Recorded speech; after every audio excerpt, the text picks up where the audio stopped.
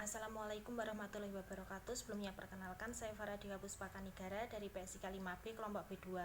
Di sini saya akan melakukan evaluasi tentang materi sitostatika. Nah, yang pertama saya akan menjelaskan terlebih dahulu apa pengertian sitostatika. Nah, sitostatika ini merupakan obat anti kanker onkologi. Nah, sifatnya ini sangat keras dan memiliki efek samping yang berbahaya jika terkena fisik pada fisik orang yang memberikannya. Nah, bahayanya ini berupa karsinogenik, mutagenik, dan teratogenik. Nah, perlu perlakuan khusus dan kecermatan dalam pemberiannya. Nah, karsinogenik ini merupakan pemicu terjadinya kanker tersebut. Terus kemudian mutagenik ini sel kanker menjadi bermutasi dan menyebabkan jumlah sel-sel kanker menjadi abnormal jumlahnya. Kemudian teratogenik ini bagi perawat yang sedang hamil tidak dianjurkan untuk memberikan obat sitostatika pada pasien kanker. Bisa dilakukan oleh perawat atau tenaga medis lainnya yang sedang tidak hamil karena dapat mengganggu perkembangan pada janinnya dan bahkan bisa menyebabkan kegagalan kehamilannya. Nah, istilah lain dari sitostatika ini dinamakan sebagai kemoterapi. Kemudian selanjutnya yang kedua, apa saja jenis obat sitostatika? Nah, jenis-jenis obat sitostatika ini ada berbagai macam. Nah, yang pertama ada golongan alkylating agents, terus kemudian ada antimetabolit, terus kemudian ada plants alkaloids, terus kemudian ada antibiotik, ada hormon, ada enzim, dan ada agen-agen lain. Nah, kemudian yang golongan alkylating agents ini contoh nama obatnya salah satunya yaitu mecloretamin. Nah, dan masih banyak juga yang lainnya nama obatnya, salah satunya seperti itu tadi yang saya sebutkan. Saya menyebutkan salah satu ya dari jenis-jenis atau golongan obat sitostatika ini.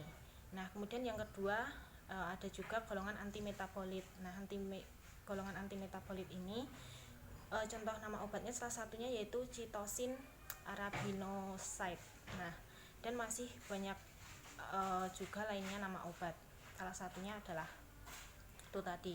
Kemudian yang ketiga ada golongan plants alkaloids. Nah, contoh nama obatnya seperti vincristin dan vinblastine. Nah, dan masih banyak lain juga nama obat-obat lainnya. Kemudian golongan yang keempat yaitu golongan hormon. Golongan hormon ini contoh nama obatnya salah satunya yaitu kortikosteroid. Nah, dan masih banyak juga nama obat lainnya. Selanjutnya yang ketiga ada fase-fase pemberian sitostatika. Nah, ada fase induksi, ada fase konsolidasi, ada fase reinduksi, dan fase maintenance. Nah, jadi ini itu tergantung pada tingkat keparahan pasien. Misalnya pada kanker stadium pertama, kedua, ketiga, keempat, dan seterusnya. Tergantung tingkat keparahannya.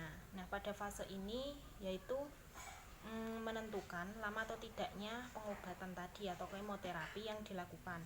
Nah, pengertiannya dalam fase induksi ini yaitu pengenalan obat terhadap tubuh pasien. Kemudian yang kedua ada fase konsolidasi, yaitu mulai diberikan obat-obatan yang sudah terjadi penerimaan di dalam tubuh pasien. Kemudian fase yang ketiga yaitu fase reinduksi. Fase reinduksi ini beda waktu pemberiannya, waktunya itu tergantung nanti. Nah, seperti itu. Terus kemudian yang terakhir ada fase maintenance. Fase maintenance ini yaitu kondisi pasien sudah stabil, seperti itu. Kemudian yang keempat ini ada persiapan pemberian sitostatika. Nah, apa saja sih persiapannya dalam pemberian sitostatika ini? Nah, yang pertama itu kita menyiapkan pasien terlebih dahulu. Pasien sudah mengisi informed consent. Nah, jika sudah, yang kedua yaitu administrasi, itu prosedur pemberian, kemudian laboratorium, seperti itu. Kemudian yang ketiga yang perlu dipersiapkan yaitu obat-obatan atau alat. Nah, obat ini harus disiapkan di ruang tersendiri. kemudian meja yang perlu kita siapkan. Meja ini dialasi dengan bahan kedap air dan dilapisi kertas penghisap air. Nah, kemudian yang perlu disiapkan yaitu obat yang akan digunakan. Terus kemudian obat-obatan emergensi, ada oksigen, kemudian ada epinefrin seperti itu. Nah, terus kemudian IV atau intravena. Nah, intravena kateter yang cocok yang akan diberikan. Kemudian sepuit dengan cairan yang digunakan. Kemudian yang perlu dipersiapkan lagi ada APD atau alat pelindung diri ya. Nah, alat pelindung diri ini meliputi ada handscoon, ada skirts, ada kacamata, terus kemudian ada masker, ada baju khusus seperti itu. Nah, kemudian yang keempat, perawat. Apa saja sih yang harus diperhatikan dari perawat? Nah, yang pertama sudah mengetahui prosedur yang akan dilakukan. Perawat sudah mengetahui prosedurnya, apa yang akan dilakukannya. Terus kemudian yang kedua, harus bergantian, tidak terus menerus. Jadi perawat harus bergantian saat melakukan pemberian obat sitostatika tersebut. Nah, alat yang disiapkan yaitu seperti obat sitostatika sendiri itu harus dipersiapkan. Terus kemudian ada cairan NaCl 0,9% itu juga harus dipersiapkan. Terus kemudian alat pelindung diri APD tadi. Nah, terus kemudian spuit, terus kemudian kacamata. Nah, spuitnya ini jangan lupa ada dua macam, ada yang 5 cc dan 10 cc ya. Nah, terus kemudian kacamata, kemudian infuset, terus kemudian alkohol swab, dan jangan lupa diberi label pada obat. Nah, kemudian yang kelima, apa saja sih tahap persiapannya yang harus dilakukan? Nah, tahap persiapan yang harus dilakukan yaitu yang pertama sudah mencuci tangan 6 langkah dengan benar.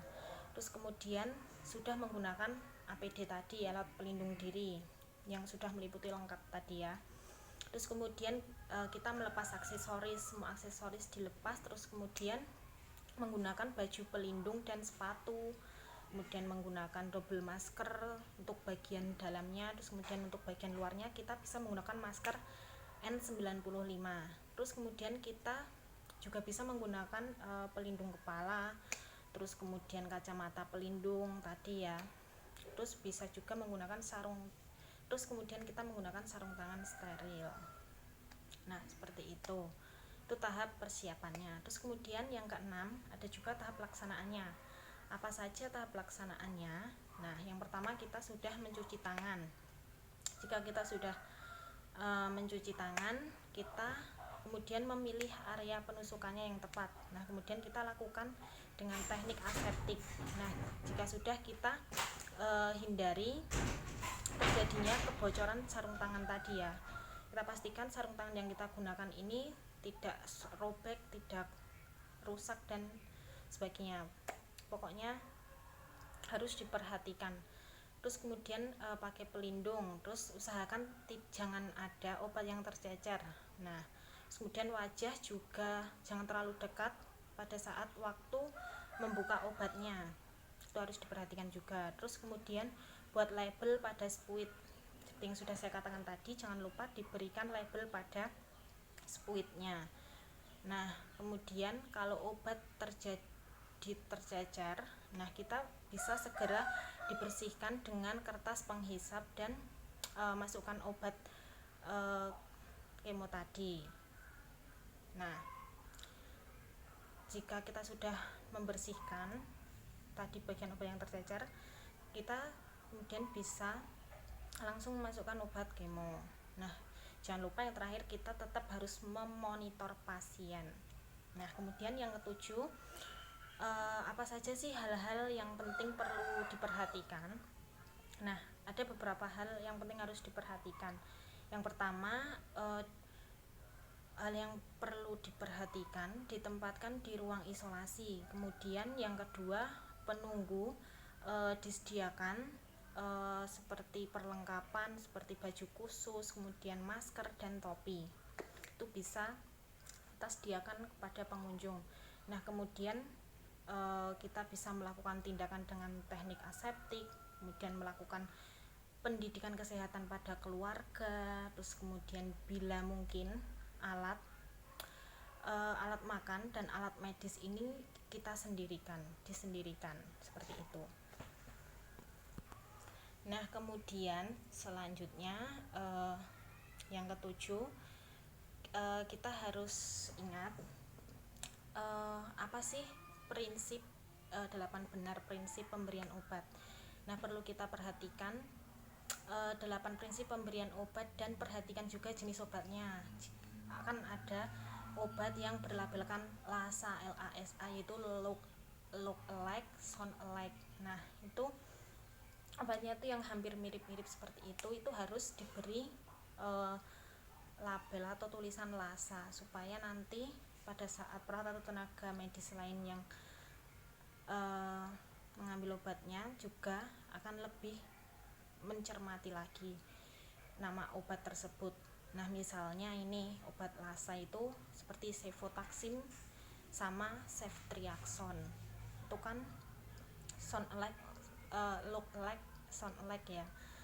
Itu hampir mirip, jadi harus diperhatikan. Nah, kemudian 8 prinsip benar pemberian obatnya itu apa? Yang pertama, tanyakan terlebih dahulu nama pasien. Kita pastikan nama pasiennya. Terus kemudian yang kedua, cek nama obat sesuai dengan resep yang diberikan atau tidak, dan kemudian kita cek bahwa obat tersebut tidak kadaluarsa. Kemudian yang ketiga, kita lihat dosisnya, jumlah yang akan diberikan ke pasien. Kemudian yang keempat, kita cek pemberian waktunya, kapan diberikannya, apakah pagi, apakah siang, apakah malam. Kemudian yang kelima, kita identifikasi rute pemberiannya, apakah itu diberikannya secara oral atau intravena atau yang lainnya. Seperti itu harus kita perhatikan rutenya.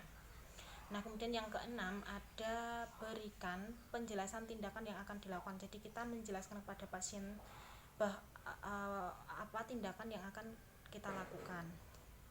Nah, setelah itu yang ketujuh, pastikan obat itu memberikan efek yang sesuai. Nah, kemudian yang kedelapan, jangan lupa untuk didokumentasikan seperti itu. Itu adalah 8 prinsip pemberian obat yang benar. Nah, kemudian selanjutnya yang ke-8, kemudian kita berbicara mengenai efek samping sitostatika.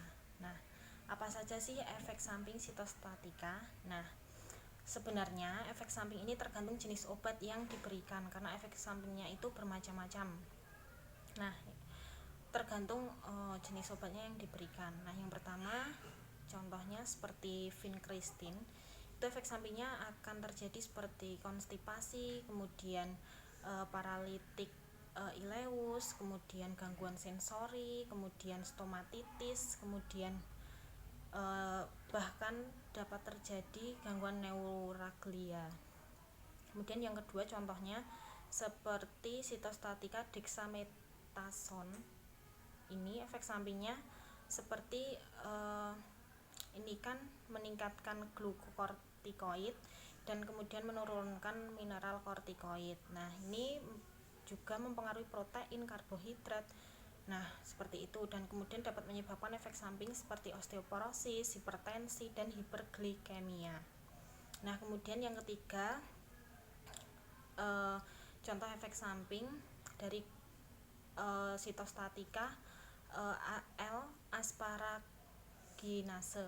Ini efek sampingnya itu seperti reaksi alergi, terus kemudian panas, kemudian nausea, kemudian menggigil, seperti itu, dan bisa juga terjadi vomitus. Nah, kemudian yang keempat ada methotrexate. Nah, ini efek sampingnya seperti anoreksia, nausea, dan vomitus juga, diare juga, dermatitis. Nah, kemudian selanjutnya yang kelima ada daunorubicin. Ini efek sampingnya juga seperti nausea, stomatitis, dan juga dapat mengakibatkan hiperpigmentasi kulit dan kuku. Terus kemudian yang keenam ada 6 marcapopurin.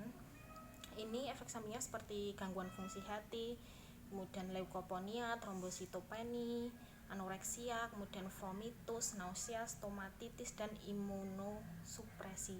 Bahkan dapat terjadi imunosupresi tersebut. Nah, kemudian obat-obat sitostatika ini diberikan sampai 106 minggu untuk keluarga standar resiko. Nah, kemudian diberikan 110 minggu untuk keluarga yang high resiko atau resiko tinggi. Nah, selanjutnya yang ke-9 ada penanganannya. Apa saja sih penanganannya? Nah, contohnya yang pertama yang bisa kita lakukan jika mual muntah itu jika parah dapat diatasi dengan pemberian cairan dan nutrisi parenteral melalui infus. Kemudian yang kedua, jika diare berat kita bisa memberikan atau diatasi dengan pengganti cairan elektronik dan bisa juga dengan obat-obatan. Kemudian bila terjadi infeksi atau demam bahkan leukositopeni, kita perlu penanganan yang khusus yang lebih serius dengan antibiotik spektrum luas di rumah sakit. Kemudian selanjutnya yang ke-10 yang terakhir itu apa sih edukasi yang bisa kita berikan pada keluarga terkait sitostatika anak ini. Nah, berbicara mengenai sitostatika tadi tidak jauh dari berbagai macam efek samping yang timbul. Kita bisa memberitahu pada keluarga bahwa nanti efek sampingnya itu adalah tadi itu berbagai macam dan banyak sekali. Maka dari itu keluarga perlu kita edukasi bahwa jika terjadi efek samping itu merupakan hal yang sangat wajar bila tidak sampai mengancam jiwa atau mengancam nyawanya. Nah, kemudian jika terjadi efek samping tadi, misalnya efek sampingnya sangat berat, kita bisa memberitahu pada keluarga bahwa nanti bisa dikomunikasikan ke dokter yang merawatnya mengenai tindakan penyesuaian terapi yang akan diambil selanjutnya. Jangan malah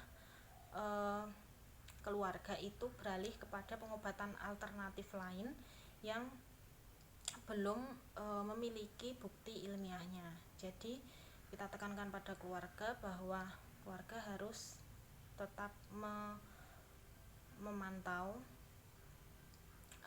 perkembangannya pada dokter yang bersangkutan dengan tindakannya. Dan jangan lupa keluarga memberikan support pada anaknya dengan memperhatikan lebih khusus dan lebih memberikan banyak waktu untuk menjelaskan terhadap anaknya, dan perlunya memiliki informasi yang cukup untuk mengatasi permasalahan ini. Sekian demikian yang dapat saya sampaikan mengenai evaluasi materi sitostatika. Bila ada kurang dan salah katanya mohon dimaafkan. Terima kasih. Wassalamualaikum warahmatullahi wabarakatuh.